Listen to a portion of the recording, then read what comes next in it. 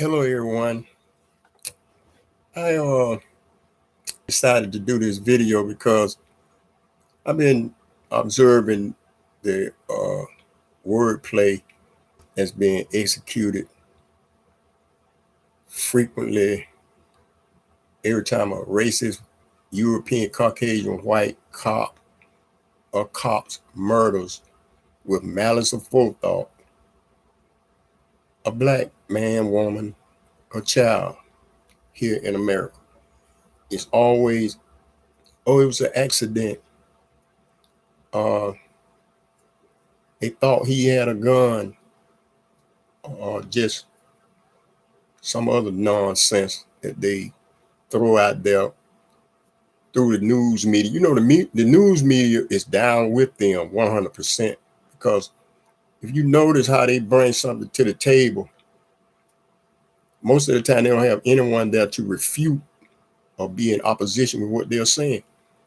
Now, this cop that murdered Dante Wright, they said been a cop for 26 years, was the one that uh, a top cop doing some of the training. Ain't no way under the sun, moon, and star that she didn't know that she reached and pulled her revolver as opposed to a taser.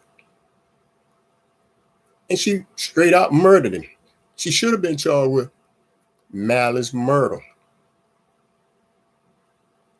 And it is sad how some of the jurors are wrapped in the color black. They will vote to acquit these racist murderers in a heartbeat, even when the evidence is overwhelming that they committed the crime. Now, I don't remember this guy's name. He was professor or something from wherever. He was stressing that she should never have been indicted uh, for murdering Dante Wright. As he put it was an accident. How in the hell was malice murder an accident? Looking at it from another angle, she knew what she was doing. And he got the goddamn audacity to say it was an accident. Even Vinnie Paulson posed the same question as, like he's shocked and appalled. How is it that, well, when did an accident become a crime? Well, where in the hell was your ass at when they charged this young boy, this child in Florida? It was some years ago, maybe 20 years or better. Charged him with murder. He was only 12 years of age and was wrestling with a 6-year-old girl and accidentally broke her neck. Not only was he charged with murder, the dumbass jury convicted this man. And he was given a life sentence at the age of 12. And he was only doing what he see or trying to do what he see those wrestlers do. He was playing. How in the hell can a 12-year-old child act with malice or forethought? They charged him with malice murder. And as I stressed, gave him a life sentence at the age of 12. So that's when goddamn an accident became a crime according to this totalitarian system. You ain't stupid, Vinnie Paulin. You used to be a prosecutor. So you have, I'm sure, prosecuted many cases with people that should not have been prosecuted and convicted. But anytime it comes down to a black, white, when a black is murdered by a racist cop or some other racist individual, European Caucasian, it's always a reason therefore. They didn't even, Ahmaud Arbery case would have went undetected if it had not been for the people rallying together, protesting. It's amazing. Every time a racist cop murders a black, it's got to be some form of protest. It's got to be some marching in the streets. It's got to be people making an outcry that the culprits be brought to justice. That is ridiculous. But this is the way it goes in America. Because as I've said many a time, and a lot of people, some are wrapped in black, don't believe it. Black people don't have no rights in America.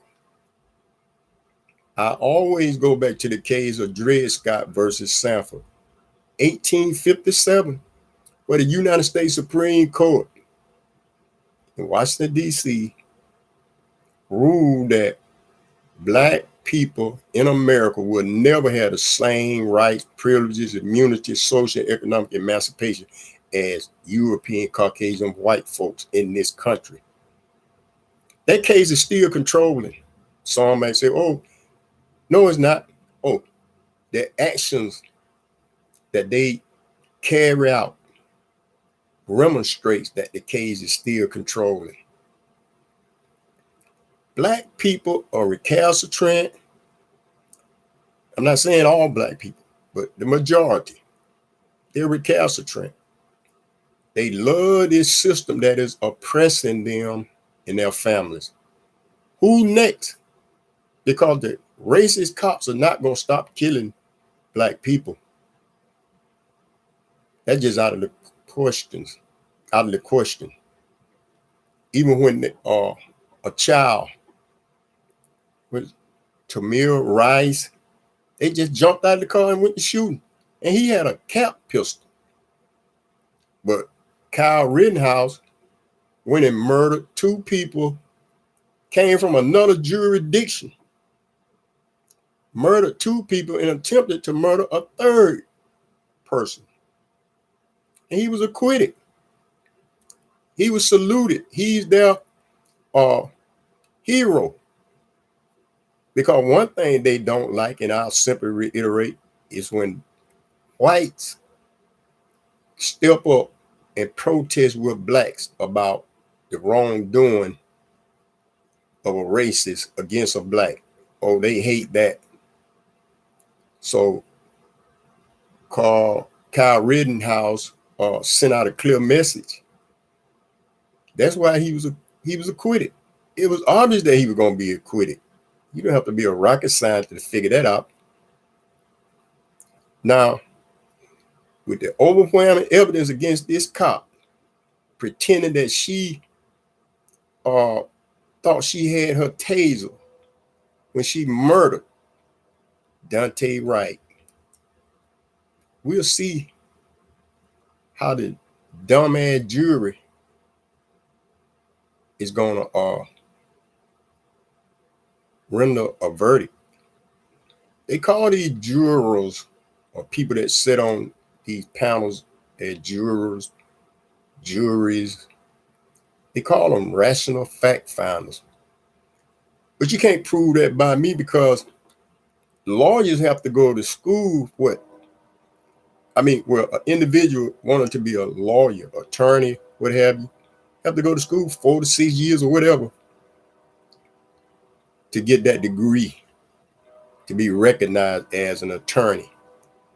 So how is it that these people are rational fact finders when they don't have no knowledge of the complexities and ramifications of the law? That'll be like going out to get someone to build you a house that don't have no knowledge and the skills of building a house. And I guarantee you, if you did that, you'll be sleeping on a damn bridge or in an abandoned house or park bench. So this ideology of these people being rational fact finder is far away from the truth as the sun is from the earth, 93 million miles. You know, we had a messenger, and as I've said, most black people are recalcitrant, stubborn, hard-hearted, and rebellious. So they didn't acknowledge what the messenger said. The messenger said it's time to separate from these people because they're never going to do right by us. And his words are the unadulterated truth. They never going to do right by us. So you young brothers, you better wake up. You're out there killing like it's the order of the day, and you're only killing somebody that look like you.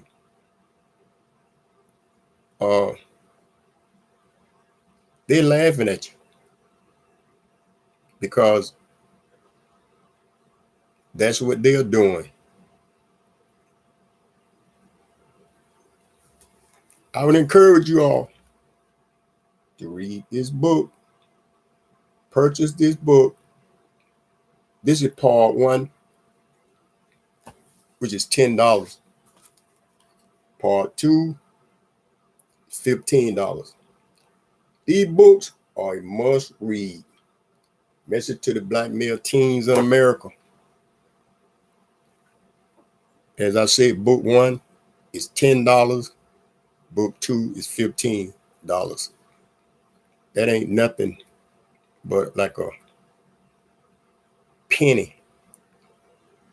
You all should be inclined to read those books. And not just the teens, but the fathers and the mothers and the daughters. That book is a must. Those books are must read.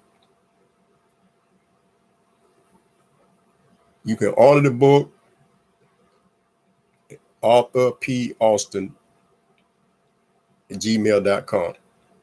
I reiterate, author, that's AUTHOR, P. Austin, AUSTIN, Author P. Austin at gmail.com. Or you can call the number of 334-560-7412. That's 334-560-7412. That's another way that you can order the book. Anyway,